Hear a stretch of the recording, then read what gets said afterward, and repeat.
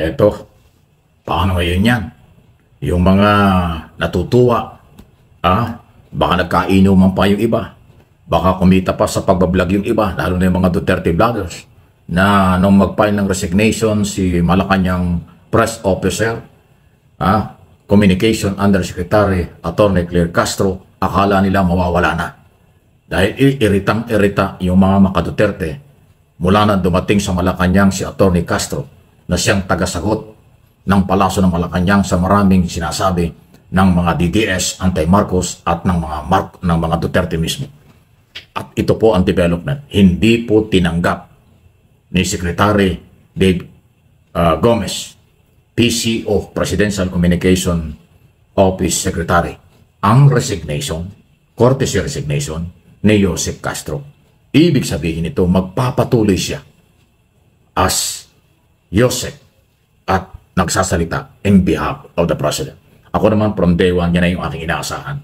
Dahil yung courtesy resignation na pinagawa ni Secretary Gomez sa lahat ng Joseph, ASEC at Head, Chief General Manager at anumang head nangunguna sa mga division office under ng kanyang opisina, pinapag-resign niya para ma-evaluate niya at magpalit kung kinakailangan. Ang kay Castro hindi tinanggap. So mananatili kasi yan ay direkta sa Office of the President. Baka lalo pang tumindi ang kinatatakutan ng mga maka-Duterte na mga sagot nito. Pagbara nito kay Sara Duterte, pagbara nito sa mga abogado ni Duterte, pagbara nito sa mga DDS, at kung ano-ano pa. Yan ang galaw ni Atty. Castro kasi abogada siya.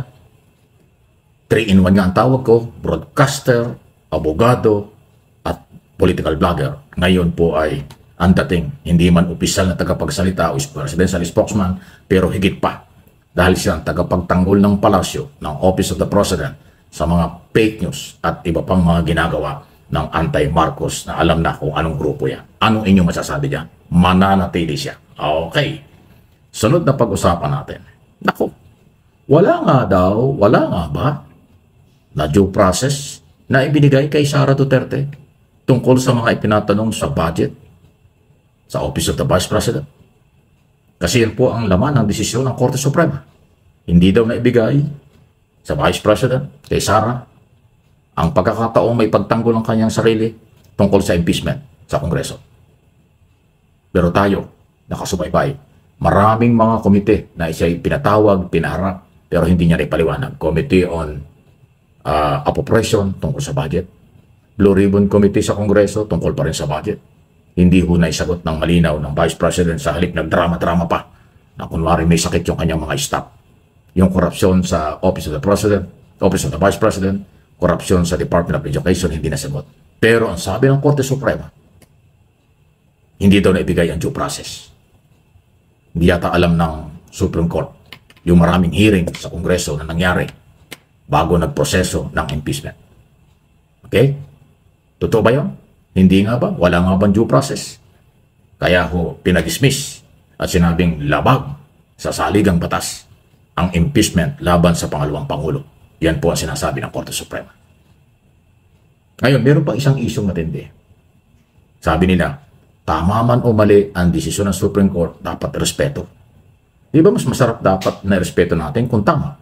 Kung mali, respeto? Parang ganun ba? Sa Supreme Court, gano'n, pag tama, respeto, pag mali, respeto rin. Paano ang iba ba sila? Sila ba hindi sakop ng saligang batas? Sila ba hindi Pilipino? Sila ba hindi ko alam kung bakit. Ako, naguguluhan ako doon Tama daw o mali ang desisyon, dapat respeto. Ibig sabihin, kilalanin, igalang. Ako naman, tayo naman gumagalang dyan, totoo naman Bakit hindi? Kaya lang tatanong lang tayo bilang Pilipino. Pag ang mga Pilipino nagkasala, dahil mali sila, may pananagutan, nakukulong, nakakasuhan, nakukulong. Yung mga pangkaraniwang tao. Pag ang Supreme Court ay nagkamali, wala nang kaso. Pag ang Supreme Court ay nagkamali, tanggapin na rin natin at irespeto natin. Ganun ba? Ako nagtatanong lang. Kasi medyo sa ating prinsipyo, medyo naiilang ako at nalilito ako. Ako naniniwala. Kahit sa banggaling, kahit sino, anumang sektor, anumang reliyon, anumang kasarian, pag tama ang ginawa, tama sinabi, irespeto natin. Pero pagka mali, kahit siyang galing, ay mali. Pero pag galing sa Korte Suprema, irespeto, igalang, kahit mali. Ganun ba? Nagtatanong lang tayo. Okay magagalit. Dapat siguro may paliwanag din ito ng mga abogado ng Korte Suprema. Tama bang prinsipyo yun? Ano man ang desisyon, kahit mali sa tingin ng taong bayan, tatanggapin at irespeto? Di ba mas magandang tanggapin natin at irespeto ang tama? Lahat ng tama, kahit saan manggaling, dapat irespeto, kilalanin. Yun ang maganda. Pagka sibilyan nagkamali, may pananagutan. Pagka Supreme Court, kahit mali, walang pananagutan. Ano ba yun? Anyway, para sa inyong kalaman, ang mga Associate Justice at Chief Justice ng Supreme Court kasama sa mga impeachable official. Kung kayo magpapay ng impeachment, katulad sa aking mga natalakay na, pwede nyo gawin. Pero binago nila yung initiation o proseso, napakahaba ng proseso. Binago po nila, yun ang interpretation nila. Ayaw na ng Supreme Court na one-third signature na hindi daw alam yung detalye ng kaso ay kaagad-agad itatransfer sa Senado ang article of impeachment. Wala daw due process yun, sabi ng Supreme Court, di ba? Kasi yun ang basihan eh. Hindi daw nabigyan ng due process, hindi daw dumaan sa hearing, hindi daw nadinig ang side ng ini-impeach. Eh sa ilalim din po ng saligang batas at yan ay naging president na nung panahon ni Speaker Villar, nakakuha ng sapat na number, one-third vote ang Kongreso, ipinasa ang article of impeachment sa Senado, nagkaroon ng trial. Ganito rin ang nangyari kay Sara. Walang public hearing, pero hindi lang one-third, nakuha pa ang 215, majority na, ng member ng Kongreso, ng 19 Congress, ang nag-signature at nag-endorso. Pero sabi ng Supreme Court, illegal yan, or unconstitutional, kasi hindi nabigyan ng due process si Sara.